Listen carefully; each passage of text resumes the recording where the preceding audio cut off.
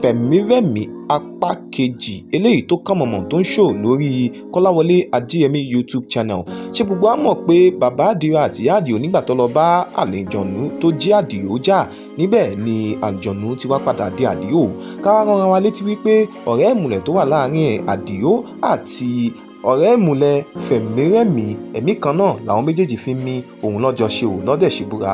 A sì rántí arábìnrin tí Adédàpọ̀ tó fipá bá lò pọ̀ tí wọ́n ti béèrè wípé ta ló lè tú àṣírí ẹni tó bá lò pọ̀ tí ọ̀rẹ́ Àdìó fi jẹ́wọ́ fún ọba wípé ọ̀rẹ́ òun Adédàpọ̀ ló fipá bá obìnrin náà lò pọ̀ o, tí kábíyèsí sì pàṣẹ wípé kí wọ́n lọ bẹ́ orí Adédàpọ̀ sí ìdí Ògún. Nígbà tó ń débẹ̀ ni Adédàpọ̀ ní tọ́ba lómi ní òṣèjà jìnnà òun ò ní gbàgbọ́. Nígbẹ̀yìngbẹ́yìn wọ́n padà bẹ́ orí Adédàpọ̀ sí ìdí Ògún o. Níbẹ̀ làdìó ti ń sun ẹkún. Níbí ni ìyàwó Àdìó wa ní ṣèbó lọ́rẹ́ ìmùlẹ̀ tímọ́tímọ́ lọ́rẹ́ ẹ̀, kí ló dé tó fi tú láṣìírí. Níbi tó ti ń bá a sùn wàyé ni ẹnìkan tí a ti dá bájúná tùbò Àdìó látẹ̀yìn o. Àdìó bá dèrò ọ̀run, òun náà bá jọ́nà ọba ní pé bóyá ìmùlẹ̀ àwọn méjèèjì ló fà á. Níbi tó ti fà á ni wọ́n ti gbé Àdìó òkú ẹ̀ o lọ sí ọ̀dọ̀ àjànú tí yẹn sì ní ó ti lọ o àmọ́ àwọn lè jí i. Níbi tó tí wọ́n dán àlè jí i níbẹ̀ náà ti ń gbìyànjú láti jí i. Wọ́n sì ní FEMIREMI làwọn á lò. Oyún tó ń wà nínú ìyàwó ẹ̀ ni wọ́n fi ra ẹ̀mí ẹ̀ padà. Wọ́n ṣe o.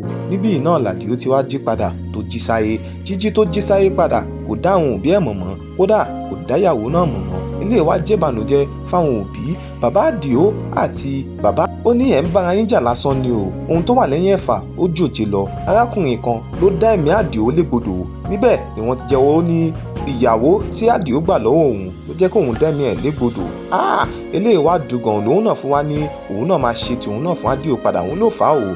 Níbí náà ni ìyá àti bàbá Àdìó tí wọ́n ti ń bá àjànú jà torí pé ó jẹ́ ọmọ wọn, àwọn ò wá ọmọ wọn ò dá wọn mọ̀ mọ́, kò wúlò fáwọn mọ́, kò jára ayé kò jára ọ̀hún. Níbi tó ti ń bá àjànú jà làjànú bá dé Àdìó lọ́ba tún ní ẹ̀mí ò tún rèé. Ká wá fast forward padà sí ibi ẹ̀rẹ̀ pẹ̀pẹ̀ tí ibi tádìó ti rí àjànú kan nínú igbó tó jẹ́ wípé egbin ni, tó sì jẹ́ wípé àjànú ìyá ẹ̀ náà ni bàbá Àdìó tóun náà ń bá lò pọ̀ tó dẹ̀ bímọ fún un. A máa rántí pé Ajímọ́tútù òun náà wá bá àjànú yìí jà tó sì pa ọmọ ẹ̀ kan ṣoṣo. Ìyẹn náà bá ní ọmọ ẹ̀dá ènìyàn wọ́n wá wọnú igbó wọ́n sì tún wá pa mí lọ́mọ, wọ́n tún wá da gbogbo ìlú ìgbésí ayé wọn àti gbogbo ẹ̀ náà dàrú. Ajímọ́tútù tó wá ní òun ṣẹ̀ bẹ̀rẹ̀ ni o pẹ̀lú bàbá Àdìó, ohun tí òun náà fojú ẹ̀ rí kò ń ṣe kékeré. Ibi ìlàpá kejì ti bẹ̀rẹ̀ o. Kí ló ṣẹlẹ̀ sájímọ́tútù? Kí ló ṣẹlẹ̀ sí bàbá Àdìó? Kí ló ṣẹlẹ̀ sí àjànú tí wọ́n pa ọmọ ẹ̀? Irú èlé náà ni ó jáde nínú apá kejì FEMIREMI. Kẹ́ lọ wò ó lórí Kolawole Ajeyemi YouTube channel tó ń bọ̀ lọ́nà.